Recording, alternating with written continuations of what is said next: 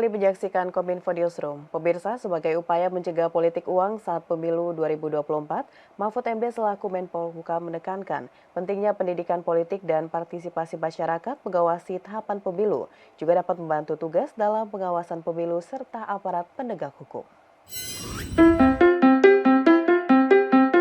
Menteri Koordinator Bidang Politik Hukum dan Keamanan Mahfud MD menekankan pentingnya pendidikan politik bagi para pemilih demi mencegah politik uang saat pemilihan umum tahun 2024. Dalam sambutannya pada Forum Koordinasi Sentra Penegakan Hukum Terpadu Gakumdu di Balikpapan, Kalimantan Timur, Mahfud menegaskan adanya pendidikan politik dan partisipasi masyarakat yang ikut aktif mengawasi tahapan pemilu akan mempermudah tugas Bawaslu dan aparat penegak hukum dalam memberantas praktik politik uang saat pemilu berlangsung.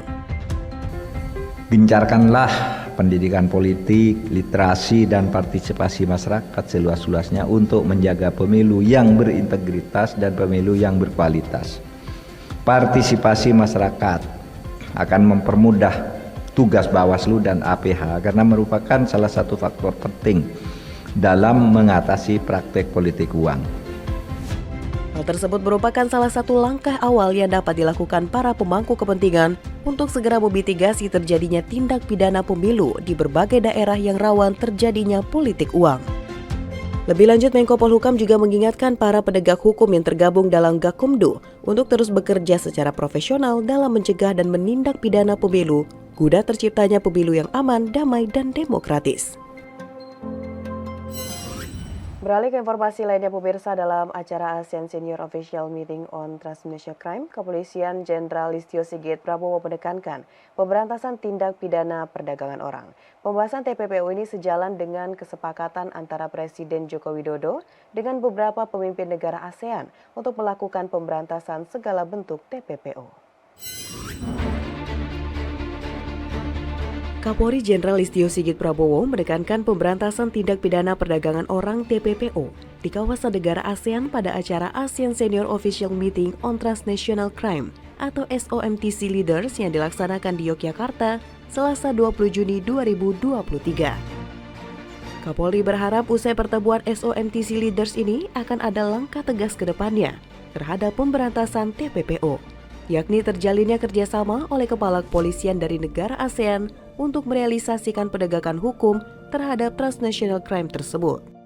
Dengan demikian dapat menyelamatkan korban-korban yang ada di luar negeri untuk bisa kembali ke Indonesia. Ada beberapa kejahatan transnational crime yang tentunya menjadi perhatian bersama, khususnya di negara ASEAN dan juga perhatian negara-negara yang bergabung dalam mitra dialog. Beberapa kasus tersebut antara lain kasus terorisme, kasus narkotik, dan utamanya yang saat ini menjadi sorotan dan penekanan adalah masalah kejahatan TPPO. Pembahasan TPPO ini sejalan dengan kesepakatan antara Presiden Joko Widodo dengan beberapa pemimpin negara ASEAN yang akan melakukan pemberantasan segala bentuk TPPO, dikarenakan TPPO saat ini telah menjadi perhatian internasional. Dalam kesempatan tersebut, Kapolri juga mengimbau masyarakat untuk tidak mudah terhasut bujuk rayu dengan gaji yang tinggi, akan tetapi mengabaikan masalah skill dan persyaratan lainnya. Jelang Idul Adha 2023, Menteri Pertanian Syahrul Yassin Limpo memastikan ketersediaan hewan kurban secara nasional dalam kondisi aman. Kementan mencatat ketersediaan hewan kurban 2023 baik sapi, kerbau, kambing maupun domba mencapai lebih dari 2,7 juta ekor.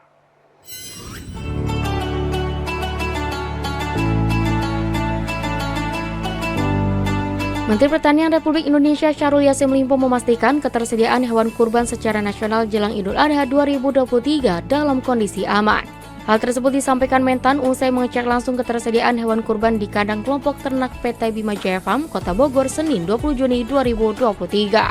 Hari ini saya ngecek RT. Apakah semua yang dari daerah, NTT, NTB, dari Sulawesi, macam-macam RT yang ada nggak masuk ke sini? Dan ternyata semua ada. Alhamdulillah. Dan yang pedagangnya masih ada di sini. Dan kedua, saya ngecek apa Kadis Kabupaten dan Provinsi turun ngecek. Dan beliau punya di sebelah kanan saya mengatakan bahwa setiap minggu Dinas Kesehatan bersama tentu staf-staf kesehatan hewannya turun.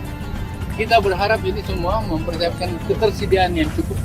Amin. Dan lebih baik dari tahun. Berdasarkan informasi Direktorat Jenderal Peternakan dan Kesehatan Hewan Kementerian Pertanian, semua hewan kurban yang ada di depo sapi kurban Bima Jaya Farm ini dipastikan telah memiliki surat keterangan kesehatan hewan dan dalam kondisi sehat. Sementara itu, ketersediaan hewan kurban secara nasional tahun 2023 baik sapi, kerbau, kambing maupun domba yakni mencapai 2.737.996 ekor. Di mana angka tersebut sudah melewati batas aman dari kecukupan pasokan hewan kurban secara nasional pada tahun 2023, yakni diproyeksikan 1.743.051 ekor meningkat 2% dari tahun sebelumnya.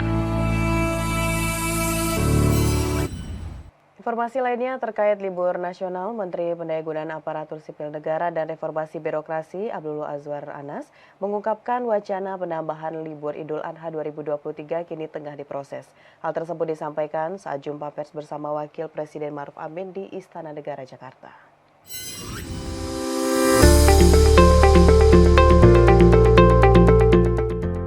Menpan RB Abdullah Azwar Anas mengatakan penetapan libur Idul Adha 1444 Hijriah selama 3 hari yang telah ditetapkan melalui surat keputusan bersama 3 menteri adalah upaya yang dilakukan pemerintah dalam rangka meningkatkan mobilitas masyarakat, pertumbuhan ekonomi dan pariwisata, serta memberikan kesempatan kebersamaan anak dengan orang tua pada saat waktu libur sekolah.